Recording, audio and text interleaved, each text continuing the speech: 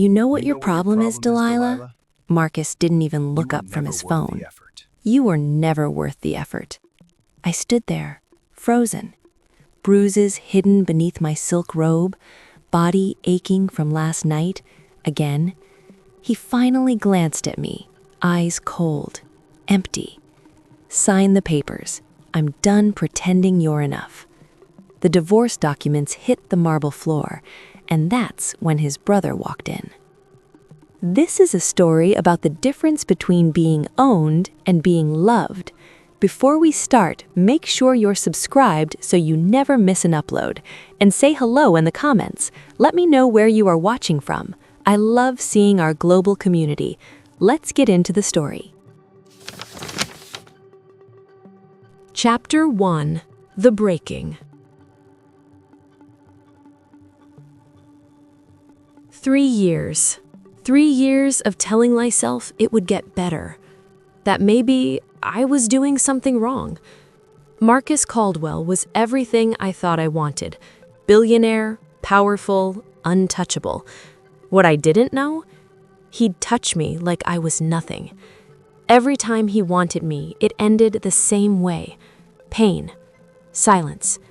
Him walking out before I could even catch my breath. I learned to bite my tongue. Literally. The metallic taste of blood became familiar. Normal, even. This morning was different, though. He didn't just leave. He destroyed me with words, too. My hands trembled as I bent down, the silk of my robe catching on my bruised knees.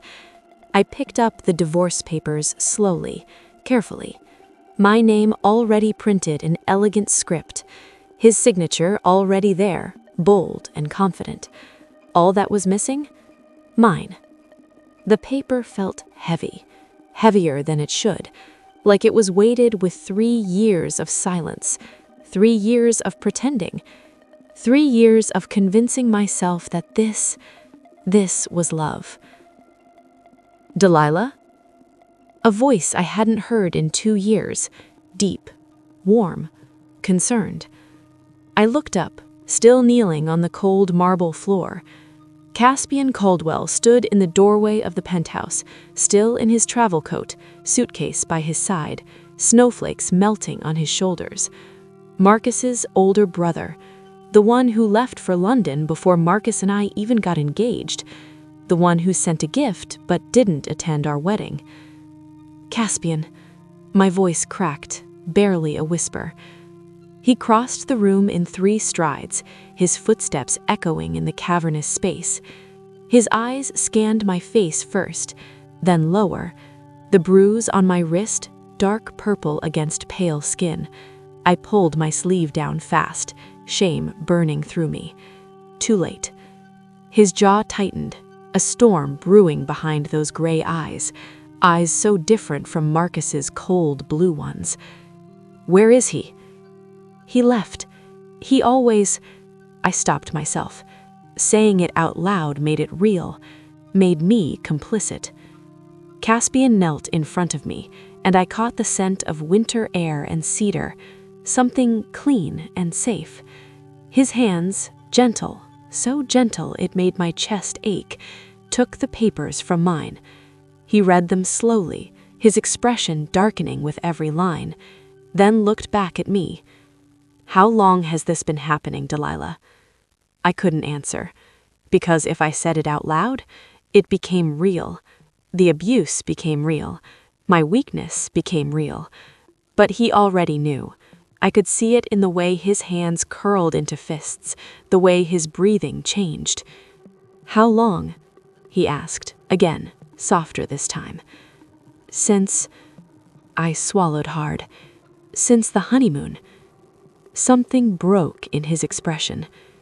3 years, he whispered. You've endured this for 3 years.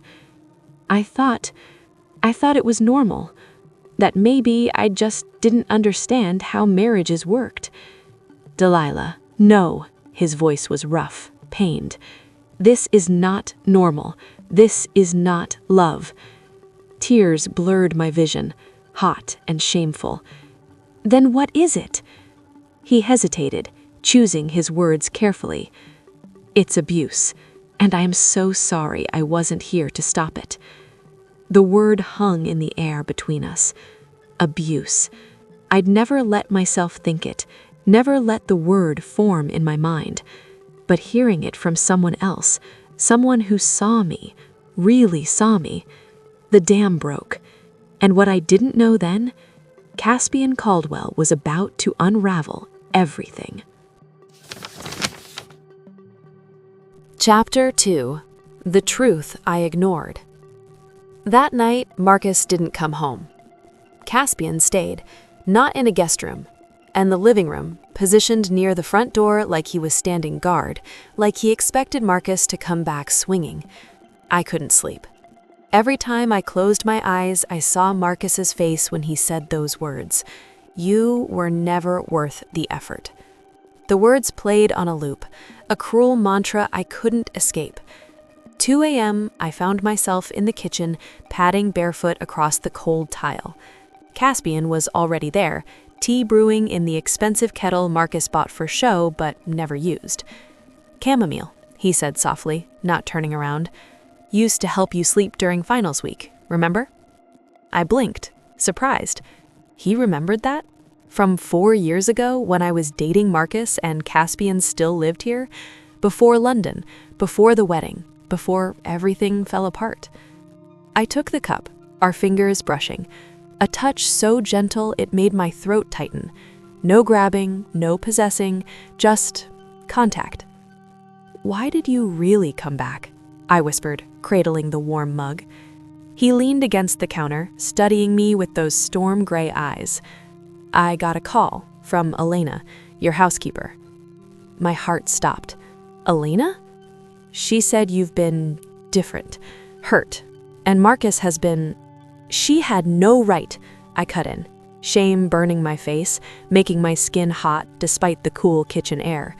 "She had every right." His voice was firm now, protective. "Delilah, I've known my brother my entire life. I know what he's capable of when he doesn't get his way.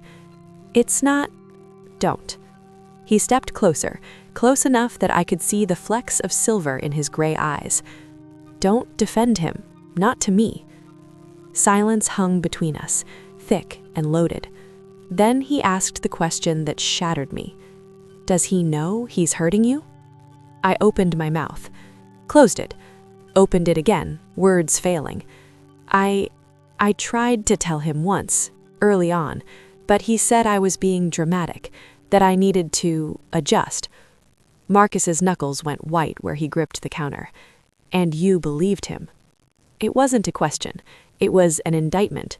Of Marcus, of the situation, maybe even of me. I thought if I could be better, more patient, more understanding, maybe? Stop. Caspian's hand found mine, swallowing it completely. Warm, steady, safe. "You are not the problem, Delilah. You never were. My brother is broken in ways you can't fix, in ways no one can fix." Tears I'd held for 3 years finally fell, hot tracks down my cheeks, dripping onto our joined hands.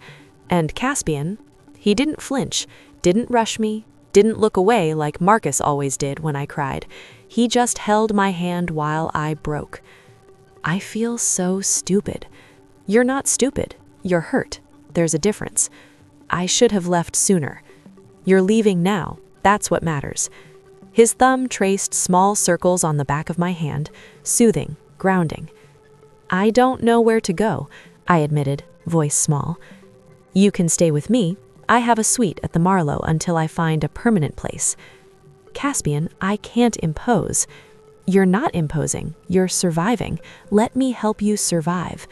Something in his voice, desperate almost, made me look up.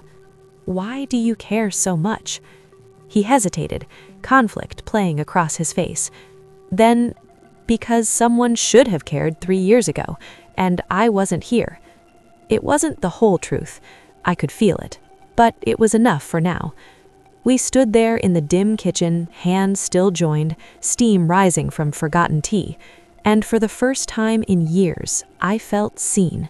Not as Marcus's wife, not as a possession, but as Delilah. Just Delilah. But what I didn't hear? The front door opening so quietly the hinges didn't even creak. Marcus, coming home early, shoes in hand, standing in the shadows of the hallway, watching us, recording us. Chapter 3. The choice that changed everything. Marcus didn't say a word that night. He saw us. I know he did.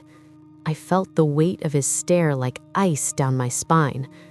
But he walked right past the kitchen, up the stairs, and slammed the bedroom door hard enough to rattle the chandelier. Caspian's hand tightened around mine protectively. "You don't have to stay here tonight, Delilah. You don't have to sleep under the same roof as him." Where else would I go? With me. The Marlowe has excellent security. He can't get to you there. My breath caught in my throat. "Caspian, I can't just—" "You can, and you should." His voice was gentle but insistent. "One night, just to clear your head, to breathe without looking over your shoulder." He wasn't asking. He was offering me an escape route, a lifeboat in a storm I'd been drowning in for years. But leaving felt like admitting defeat, like proving Marcus right, that I wasn't strong enough, that I was weak, pathetic, unworthy of the effort. "I need to think," I whispered, pulling my hand back. He nodded, letting me go slowly, reluctantly. "I'll be downstairs until morning. If you change your mind, just come find me." He didn't finish. He didn't have to. I went upstairs, each step heavier than the last. Marcus was already in bed, back turned to the door, the rise and fall of his shoulders too measured, too controlled. He was awake, pretending, always pretending. I moved quietly to the walk-in closet, closing the door before turning on the light. My hands trembled as I pulled out a small overnight bag, the leather one my mother gave me before she passed, the only thing in this house Marcus hadn't bought. I packed slowly, methodically. Underwear, a change of clothes, toiletries, my mother's photo from the nightstand. I had to go back out for it, holding my breath as I tiptoed past Marcus's still form. He didn't move, didn't speak, but I knew he was listening, cataloging every sound, every betrayal. Back in the closet, I stared at my wedding ring, the 4-carat diamond that felt like a shackle. I twisted it slowly, then pulled it off. The indent on my finger was pale, a ghost of what I'd been. I left it on the shelf next to Marcus's cufflinks. Then I did something I should have done years ago.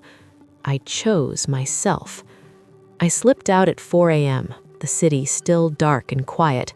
Caspian was waiting by the door, already dressed, car keys in hand. He didn't say, "I knew you'd come." He didn't gloat or lecture. He just asked, "Ready?" I nodded, throat too tight for words. We didn't speak in the car. The leather seats were cold, the heater humming softly as we drove through empty streets.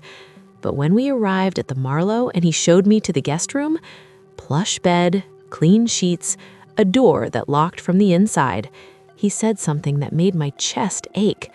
"You're safe here, Delilah. I promise you. He can't touch you here." I believed him. I wanted to believe him so badly. What I didn't know, Marcus had just made a call. To his lawyer, to his board of directors. A call that would turn Caspian's life upside down. Chapter 4. The Unraveling. Morning came too quickly. Pale winter sunlight filtered through the hotel curtains, and for a moment, just a brief, beautiful moment, I forgot where I was. Then reality crashed back. A knock at the door made me jolt upright, heart hammering. "Delilah," Caspian's voice, muffled but urgent. "We need to talk." I threw on the hotel robe and opened the door. His face was pale, jaw tight. In his hand, his phone. What happened? He handed it to me without a word. An email. From Marcus. Subject: Board resolution. Immediate action required. Caspian, as of 8 a.m. this morning, you are removed from all Caldwell Industries board positions, effective immediately. Your company credit cards have been deactivated. Your access to all properties and accounts has been revoked. Signed, Marcus Caldwell, CEO. My stomach dropped like a stone.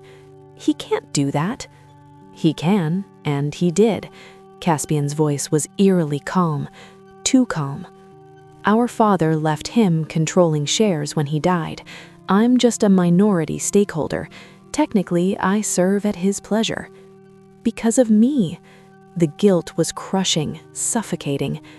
No, he stepped closer, hands gentle on my shoulders. Because of him. He's punishing me for caring about you, for giving you an option. Don't you see? This is about control. I should go back. I'll tell him it was my fault, that I begged you to. Delilah, stop. His grip tightened slightly, grounding me. Listen to me. This is exactly what he wants. He wants you to feel responsible, to crawl back, to beg. Don't give him that satisfaction. But you just lost everything. I lost a position in a company I never wanted to run. His eyes softened and something flickered there, something deeper. I didn't lose what matters. What matters? My voice was barely a whisper. He hesitated, walls crumbling. Then, you, Delilah, you matter. The air shifted between us, charged, dangerous, inevitable. My heart hammered so hard I thought he could hear it. Caspian, you don't mean that. You're just... I left 2 years ago. His voice was raw now, breaking. I left because I couldn't watch you marry him. I knew he'd hurt you. I saw the signs even then, the way he talked over you, dismissed your opinions, made you smaller, and I couldn't stop it because you loved him, or you thought you did. Tears blurred my vision. Why didn't you say something before the wedding?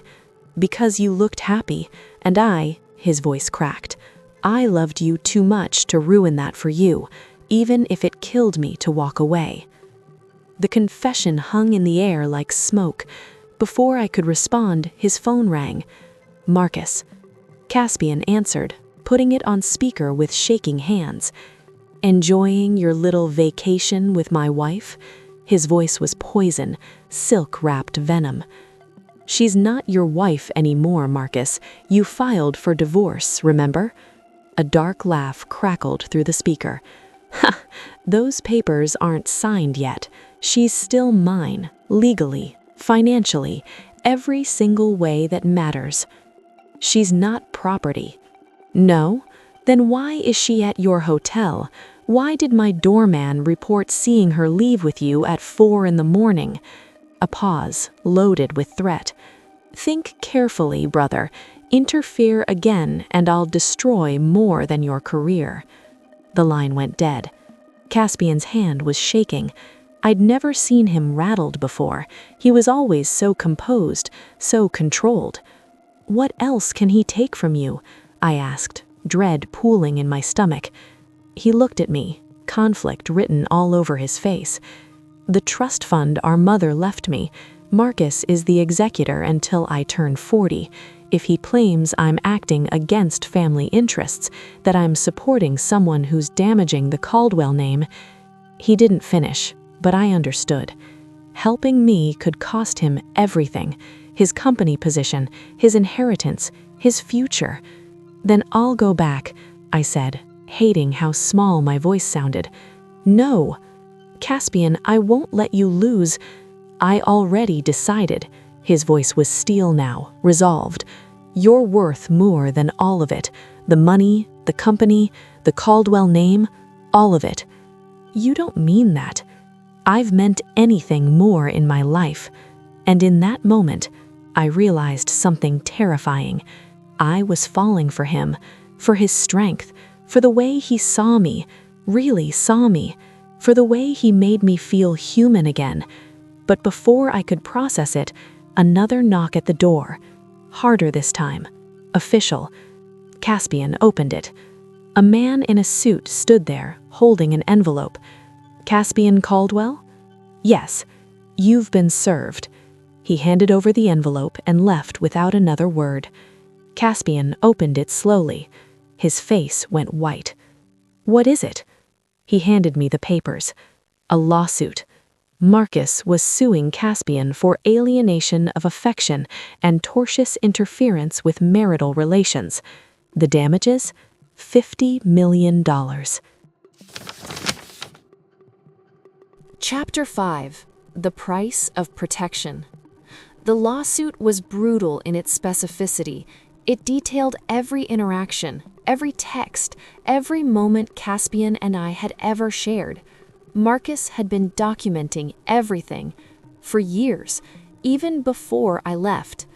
"This is insane," I whispered, reading through the claims.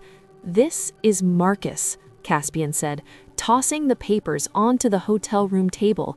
"He doesn't want you back, Delilah. He wants to punish us both, to make us suffer." "Then I'll testify. I'll tell them the truth about what he did to me, about the—" "No." His tone was sharp, protective. "The moment you do that publicly, he'll bury you in countersuits, defamation, emotional distress. He'll paint you as a scorned wife, making up stories. He has the money and the lawyers to make your life hell." "I don't care." "I do."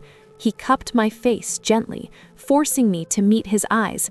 "I won't let him hurt you anymore. Not physically, not legally, not ever again." "He's already hurting me. He's hurting you." "Then let me protect you." "How?"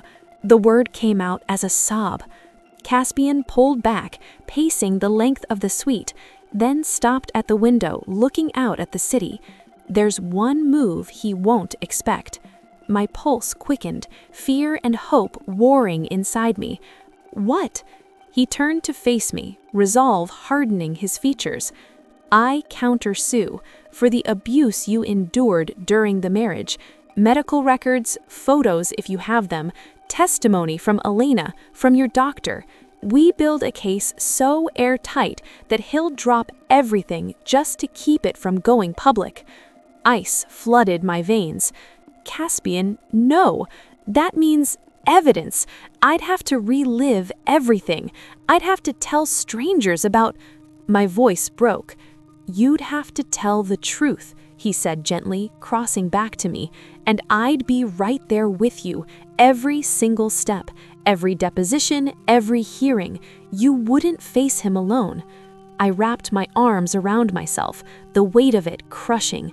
3 years of shame, 3 years of silence, all exposed. "I don't know if I can," I admitted, voice breaking.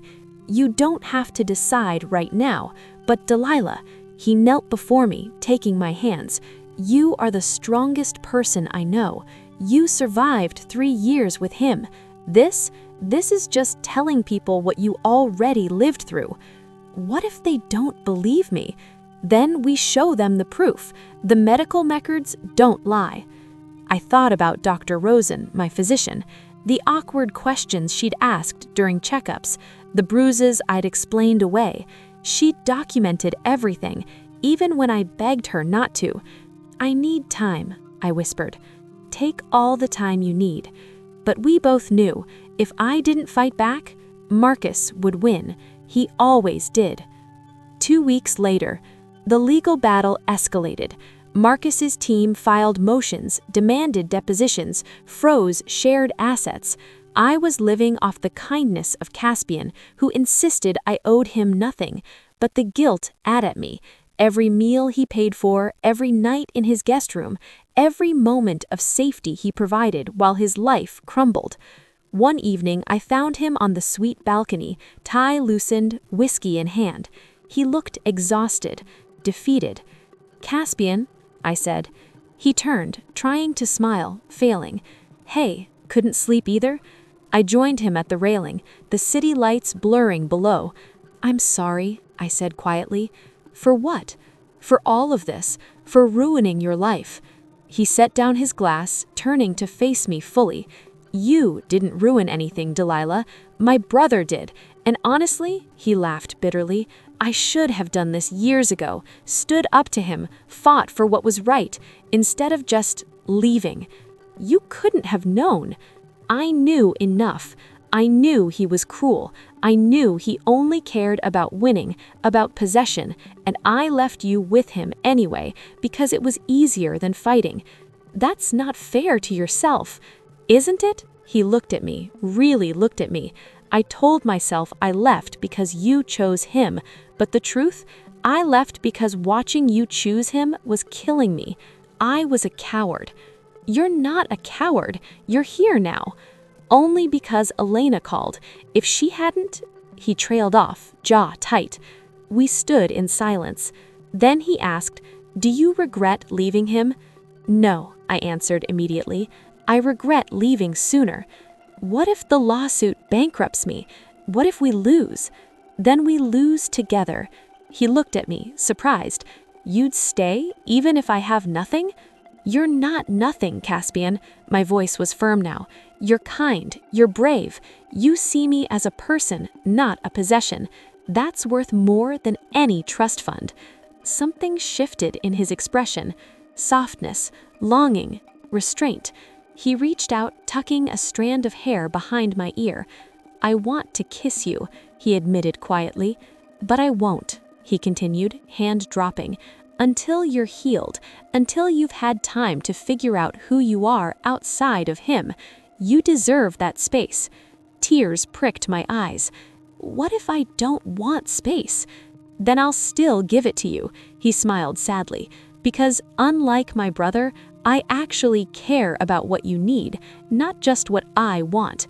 The contrast hit me like a tidal wave. Marcus took, Caspian gave. Thank you, I whispered. For what? For being you. He pulled me into a hug then, safe, warm, respectful, and I let myself break again. But this time, I was breaking in the arms of someone who'd help me rebuild. What I didn't know, downstairs in the lobby, Marcus had just walked in, bribing the desk clerk, getting Caspian's room number, coming to finish this. Chapter 6. The Confrontation. The pounding on the door came at midnight, violent, unhinged.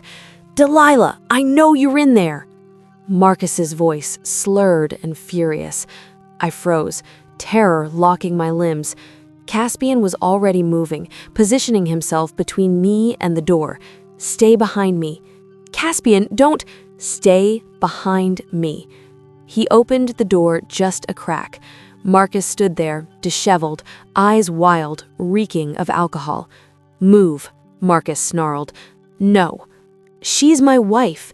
She's a person, and she doesn't want to see you. Marcus laughed, bitter and cruel. Did she tell you that? Or are you making decisions for her now, just like I did? The barb hit its mark. Caspian's jaw tightened. The difference is I'm protecting her. You were destroying her. I loved her. Love doesn't leave bruises, Marcus. Silence, heavy and loaded. Marcus's face twisted. She told you, that manipulative little... Don't. Caspian's voice was deadly quiet. Don't finish that sentence. I stepped forward then, finding my voice. Marcus, go home. He looked past Caspian, eyes locking on mine, and for just a second, I saw something that looked like pain, real, human pain. Delilah, please, I didn't mean, I never wanted to hurt you. I didn't know how to love you right. You had 3 years to figure it out, I said, voice steadier now. 3 years to ask if I was okay, to notice I was crying, to care. I was trying to show you I wanted you, that you were using me. The words exploded out. I was convenient, available, yours, but you never once asked what I wanted, what I needed. His face crumpled. I'll change. I swear No. I stepped fully into view now, beside Caspian. I don't believe you. And even if I did, I don't want to be your project, your redemption arc. I want to be free. Free? He laughed bitterly. With him? My brother? How long has this been going on, Delilah? How long were you fucking him behind my back? Caspian lunged forward. I grabbed his arm, stopping him. Don't. He's not worth it. Marcus sneered. Of course you'd defend him. You always were weak, pathetic. I should have divorced you years ago. Then why didn't you? I asked quietly. He faltered. Because, his voice dropped. Because I thought, maybe what? Maybe you'd love me eventually. Maybe if I just kept trying. The admission hung there, broken, sad, too late. I did love you, Marcus, I said softly, in the beginning, but you killed that love every time you hurt me and walked away. Tears tracked down his face now, genuine, but I felt nothing. Please, Delilah, please, I'll do anything. Sign the divorce papers, drop the lawsuit, and leave us alone. Us? His eyes flicked to Caspian, hatred reignited. So you are fucking him. No, Caspian said calmly. I'm giving her space to heal, something you never did. Marcus looked between us, realization dawning. You love her. Caspian didn't hesitate. Yes. And you? Marcus's eyes found mine. I looked at Caspian, at the man who'd given up everything to keep me safe, who'd shown me what respect looked like. I don't know yet, I admitted honestly, but I know I feel safer with him than I ever felt with you. That broke him. Marcus staggered back, broken, defeated, alone. I'm sorry, he whispered. I'm so sorry. I don't accept your apology. He flinched like I'd struck him, then nodded slowly. I'll drop the suit. I'll sign. Just let me go. You were always free to go, Marcus, I said quietly. I was the one trapped. He left then, shoulders hunched, defeated, alone. Caspian closed the door, locking it. We stood there in silence. Then I started shaking. Not from fear, from release. Caspian pulled me into his arms, and I finally let myself feel it. All of it. The pain, the freedom, the possibility. It's over, he whispered into my hair. It's over, I repeated, and I believed it. Epilogue. 6 months later. My art show opened to a packed gallery. Paintings I'd created in Caspian's guest room turned studio. Abstract pieces, raw, painful, hopeful. Caspian stood beside me, hand resting lightly on my lower back. Not possessive, supportive. You did this, he said softly. We did this, I corrected. He smiled. Across the room, I saw him, Marcus, alone, sober. He looked older, tired, different somehow. Our eyes met.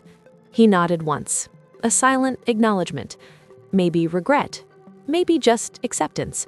I nodded back, then turned to Caspian, who was already looking at me with that expression that still made my heart flutter. Soft, adoring, patient. Ready to celebrate? He asked. Always. We hadn't kissed yet. He was waiting for me to be ready, to be sure. To choose him not because he saved me, but because I wanted him, and I was almost there. Almost. As we walked toward our friends, toward laughter and light, and a future I'd built with my own hands, I realized something. Healing wasn't linear. It wasn't fast, but it was possible, and I was finally free to choose, to love, to be loved correctly. And that was everything. The end. And that is the end of The Price of Protection. If you loved Caspian as the hero, hit that like button. I have one question for you guys. Was the 6-month wait the right choice, or should they have kissed sooner? Let me know below. Thanks for watching.